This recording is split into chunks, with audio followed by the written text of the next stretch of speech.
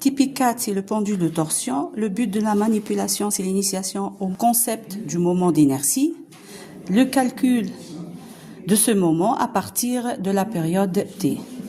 Sur votre paillasse, vous allez trouver un ressort sur lequel on va monter un barreau, une tige, une barre, si vous voulez. Le ressort en torsion, il a une constante qu'on appelle constante de torsion. Le premier exercice consiste à calculer cette constante-là. Pour cela, on a besoin de monter notre tige, la centrer, la monter sur le ressort,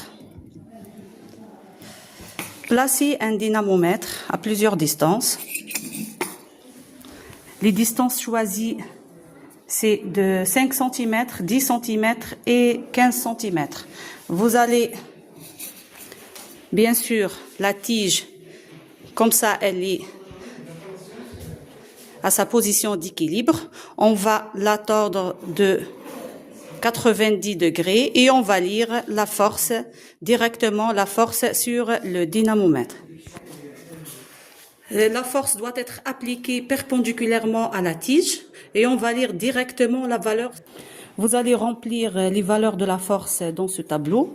Ensuite, vous allez calculer le moment, qui est la force multipliée par qui multiplie la distance, cette distance-là. Et on va tirer, c'est bien sûr, θ c'est 90 degrés, mais il faut la convertir en radians. L'exercice 2 consiste à calculer le moment d'inertie de la tige toute seule. Pour cela, on a besoin de cette barrière optique qui va nous donner, qui va afficher la période d'oscillation de cette tige. Avant de commencer, il faut appuyer sur le bouton 7 de la barrière optique, tordre votre tige de 90 degrés, ensuite la lâcher.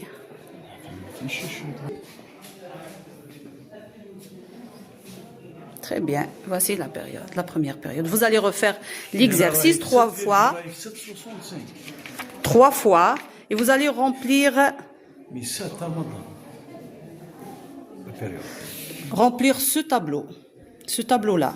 Vous allez mettre les 3 valeurs mesurées, ensuite la valeur moyenne et ainsi de suite. Vous allez calculer et 0.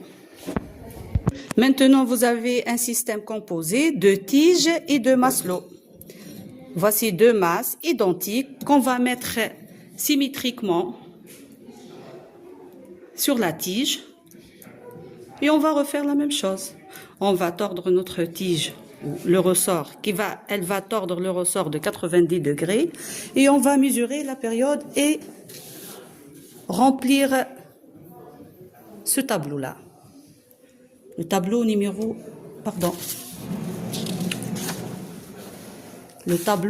3. Bien sûr, les masses, vous allez les placer à 10 cm entre ce point-là et le point de la masse, 10 cm, 15 cm et 20 cm. Tordre votre tige, appuyez sur 7, lâchez la tige. Alors, très bien. Et elle va afficher la période, refaire pour chaque distance les mesures 3 fois et remplir le tableau. Maintenant, on va calculer la période pour différents corps rigides. On va prendre ce cylindre et ce sphère. On va refaire la même chose. Essayez de régler votre barrière optique au niveau du cylindre. Tordre le cylindre de 90 degrés, appuyez sur 7 et lâchez. Et elle va donner cette période-là. Vous allez refaire la même chose 3 fois et remplir le tableau du cylindre, ce tableau-là. Remplir la période, calculer une valeur moyenne et ainsi de suite. Maintenant, même chose à faire avec le sphère et remplir le tableau numéro 5.